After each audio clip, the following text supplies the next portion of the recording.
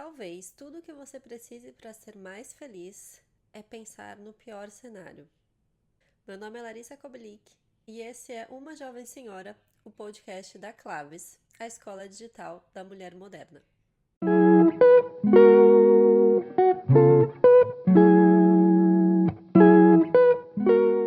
E o insight de hoje que eu quero compartilhar com você, eu trouxe desse livro, A Guide to the Good Life, que é um livro sobre estoicismo. Infelizmente, ele ainda não está traduzido para o português, pelo que eu vi, somente em inglês, mas eu achei a leitura fácil, então às vezes você consegue ler se você tiver o inglês intermediário. E esse livro, ele vai passo a passo pelos princípios do estoicismo. Pelos principais princípios, pelo menos, né? E hoje eu quero falar com vocês sobre o quarto capítulo, que é sobre um conceito chamado visualização negativa. Eu já coloco ele em prática na minha vida, eu só não sabia que era com esse nome e me ajuda demais em algumas coisas assim, probleminhas diários. Eu vou te dar um exemplo já já, mas antes vamos entender. O livro fala sobre os benefícios de pensar sempre no que pode acontecer de pior. O benefício número 1 é claro, quando você pensa no pior, você não está necessariamente atraindo o pior. Você está prevenindo o pior de acontecer. Então vamos supor que você vai fazer uma trilha. E quando você está se preparando, é interessante você pensar no pior cenário. O pior cenário é se uma cobra te picar, o pior cenário é se faltar água, o pior cenário é se você se perder.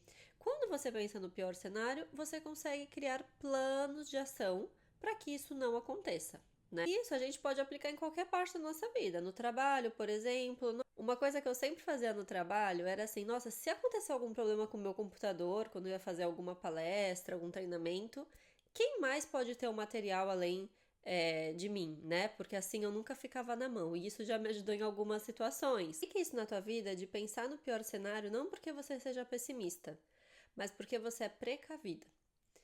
E pensar no pior cenário tem um outro benefício mais potente, que ajuda na nossa felicidade. Vou te explicar. Os estoicos acreditam que nós somos infelizes porque nós somos insaciáveis. É essa palavra que está usando aqui no livro. Então a gente está sempre buscando a próxima coisa que a gente quer e nunca apreciando o presente completo, as coisas que você tem hoje. Então esse capítulo ele faz uma reflexão para você pensar assim: o que você tem hoje já foi teu sonho em algum dia. Só que a gente fica acostumado com o que a gente tem, né? Então a gente, a partir do momento que sai com o carro da concessionária, a gente fica feliz. Passou apenas um mês, já é normal para você. E aqui no livro ele conta que dois psicólogos, na verdade Shane e George, eles fizeram um estudo e chamaram esse fenômeno de adaptação hedônica. Hedônica vem do hedonismo, a gente pode falar sobre isso depois, é uma outra parte ali da filosofia, mas vamos ao que interessa. Eles fizeram um estudo e, por exemplo, quando você ganha na Mega Sena, a partir do momento que você comprou a super casa que você queria, o carro que você queria, você se acostuma com aquela vida e já passa a desejar algo mais. E é esse sempre estar buscando algo mais que é um pouco complicado, porque nos coloca num círculo de insatisfação que traz a infelicidade. Eu tô falando aqui de exemplos materiais, mas pode ser qualquer coisa, até às vezes o relacionamento que a gente tem. A gente se acostuma, né? Aquela pessoa era o amor da nossa vida e a gente se acostuma com ele e tudo bem. Outro dia até recebi uma mensagem de uma seguidora que estava querendo, enfim, estava com vontade de trair o marido. E ela falava muito claramente que o marido era perfeito, não tinha nenhum defeito. E claro que também aí eu acho que dá pra gente entrar em vários ramos dessa conversa, né? Mas é aquilo, se acostumou. Ai, já não me. Aquilo, o que você já tem, perde a graça. Então, aí que entra o segredo do exercício que eu quero te passar e que fala aqui no livro, que é o efeito da visualização negativa. Pensa no pior cenário que pode acontecer. Então, por exemplo, assim, meu marido me irrita porque ele não tira o lixo. Antes de fazer um super vendaval por isso, eu penso assim: que relevância esse fato tem se meu marido sair para trabalhar e não voltar para casa hoje? Então perde a importância, teoricamente, dessa situação, desse momento de que, sabe, é o lixo, é a toalha na cama, isso não é importante. Isso mudou a minha vida. A gente tem só que encontrar o equilíbrio, nós mulheres, né, para não passar o pano demais.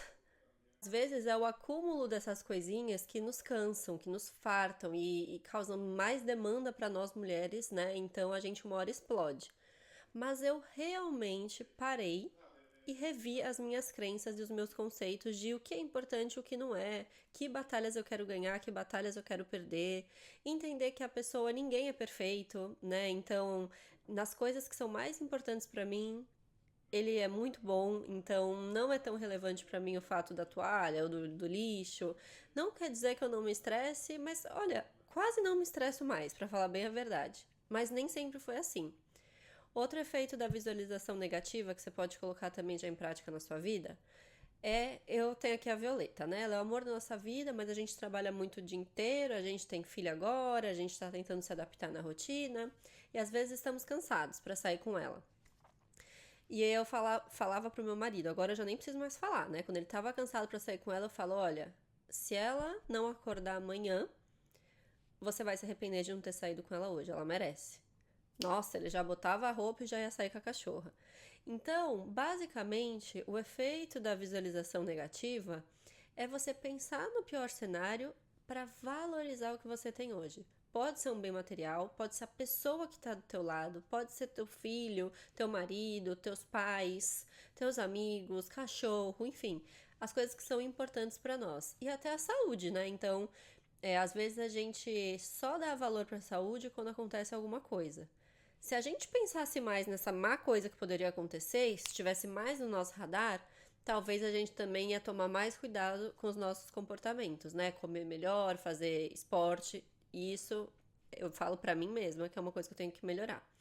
Então, basicamente, eu te convido a colocar isso em prática, mas é o que eu falei, encontre o equilíbrio. Nós não temos que relevar coisas irreleváveis, tá? Mas sim ponderar e ver a importância das coisas na nossa vida e ser feliz com o presente também. Se a gente estiver sempre indo atrás do futuro, de outras coisas e não estar feliz com o presente, isso é muito complicado. A gente não vai estar feliz nunca. Também é importante ressaltar o equilíbrio, né?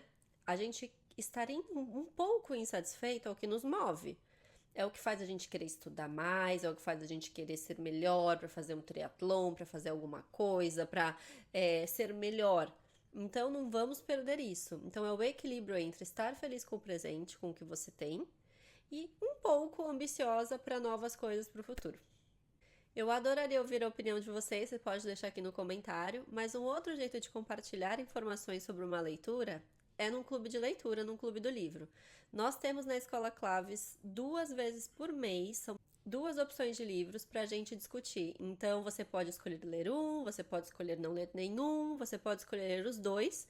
E a conversa é sempre rica, porque cada pessoa tem uma opinião, um ponto de vista diferente, então a gente troca muita informação e aprende.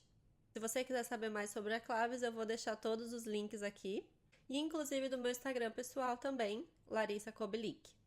Lembrando que esse conteúdo está disponível em áudio no Spotify, mas se você quiser ver meu rostinho, minhas bijus, minhas joias, minha roupinha, você pode ver no YouTube. Espero que você tenha gostado e até a próxima!